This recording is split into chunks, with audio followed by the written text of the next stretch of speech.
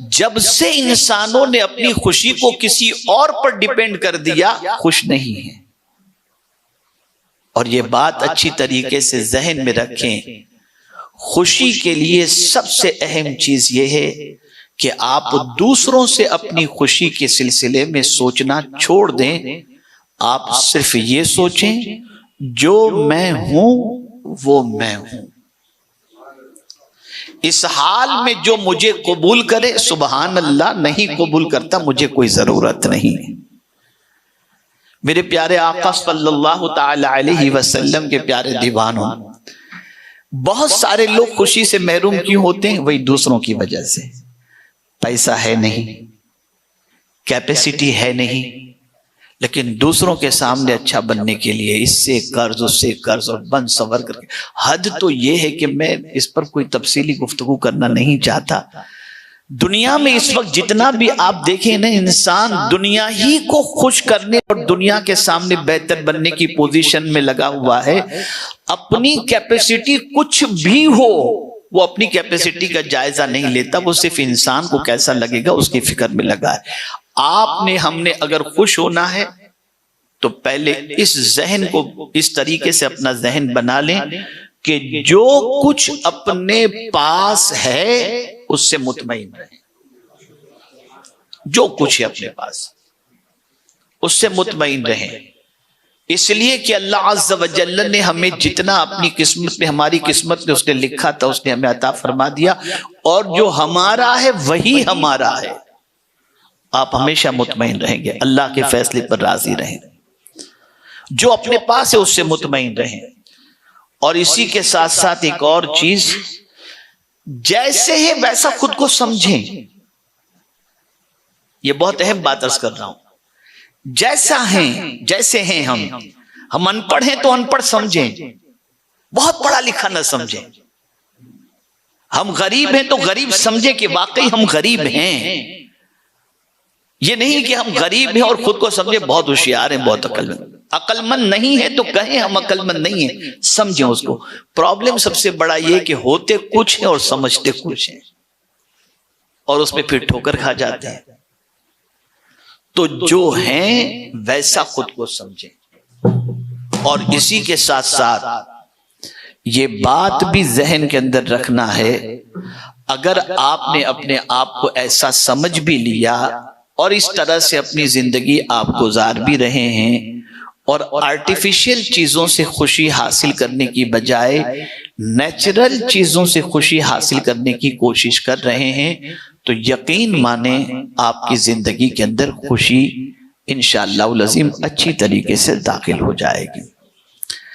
ایک اور بات میں بتاؤں، ایک غلط تصور انسان کے ذہن کے اندر ہے خوشی کے سلسلے میں، اور وہ تصور کیا ہے؟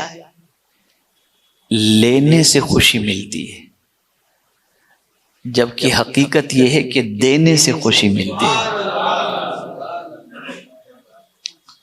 دینے سے.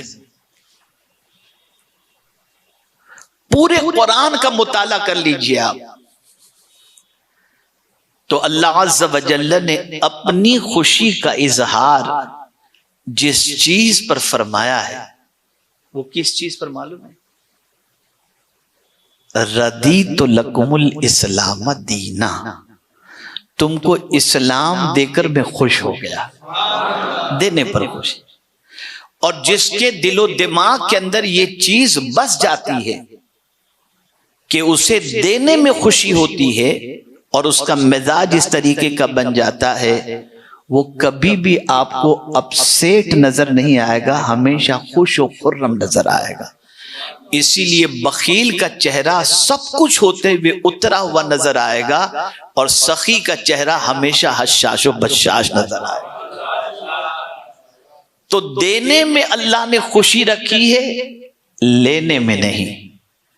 میرے پیارے آقا صلی اللہ تعالی علیہ وسلم کے پیارے دیوانوں، اسی لیے ہمیں بھی کہا گیا جو کچھ رسول تمہیں دیں اسے لے لو. اور حضور سے فرمایا گیا کہ تم سے کوئی مانگے تو انہیں جھڑکو نہیں، انہیں منع مت کرو. دینے میں بہت خوشی. اور استاد زمن کیا خوب کہتے ہیں میرے آقا صلی اللہ علیہ وسلم کے بارے میں کہ خود بھیک دیں اور خود کہیں منگتا کا بھلا ہو. یعنی دنیا میں منگتا دعا دیتا ہے کہ اے دینے والے تیرا بھلا ہو، لیکن میرے حضور کی شان یہ ہے کہ بھیک بھی دیتے ہیں اور مانگنے والے کو دعا بھی عطا فرماتے ہیں. تو دینے سے انسان کو خوشی نصیب ہوتی ہے. اس لیے دنیا میں جتنے بھی سخی ہیں، دینے والے ہیں، اللہ تعالیٰ ان کو خوشیوں سے مالا مال کر دیا کرتا ہے. میرے پیارے آقا صلی اللہ علیہ وسلم کے پیارے دیوانوں، اب دینے کی بھی دو قسمیں ہیں. ایک دنیا کو دکھانے کے لیے دینا، ایک نام وری کے لیے دینا، ایک شہرت کے لیے دینا، اور ایک دینا صرف اس لیے کہ لینے والے کی پریشانی دور ہو جائے اور وہ خوش ہو جائے اور دعائیں دے. تو جس دینے کے اندر ہماری کوئی غرض نہ ہو، اس دینے سے خوشی نصیب ہوتی ہے. اس کو میں قرآن شریف سے سمجھاؤں. حضرت خاتون جنت رضی اللہ تعالی عنہا کے دروازے پر مانگنے والے آئے. اللہ کے نام پر انہوں نے مانگا. پہلے دن یتیم، پھر اسیر، پھر جو ہے وہ مسافر، مسکین، جو بھی آ کر کے مانگے انہوں نے سب کو دیا.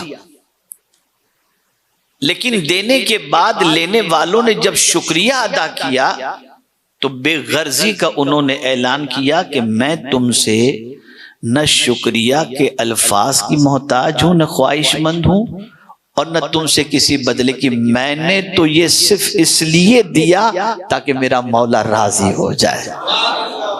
انما نطعمکم لوجہ اللہ لا نرید منکم جزاء ولا شکورا.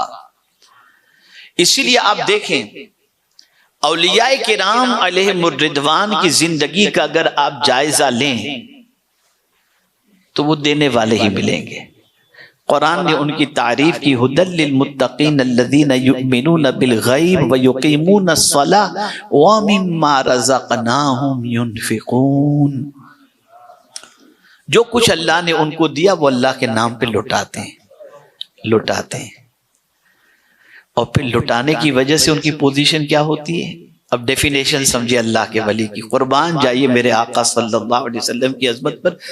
حضور صلی اللہ علیہ وسلم فرماتے ہیں ولی وہ ہے جس کے چہرے کو دیکھو تو خدا یاد آ جائے. یعنی وہ ہوتے بظاہر چٹائی پر بیٹھنے والے، ٹوٹی ہوئی جھونپڑی میں رہنے والے، لیکن ان کے چہرے پر اتنا سکون ہوتا ہے کہ دیکھو تو خدا یاد آ جائے. اور ان کے دینے کی پوزیشن ایسی ہوتی ہے کہ خود بھوکے رہتے ہیں، اوروں کو کھلاتے ہوئے نظر آتے ہیں. اور ایک خاص بات سکون کے لیے، جو اللہ والے ہوتے ہیں نا ان کے چہرے پہ سکون ہوتا ہے، وہ مطمئن ہوتے ہیں.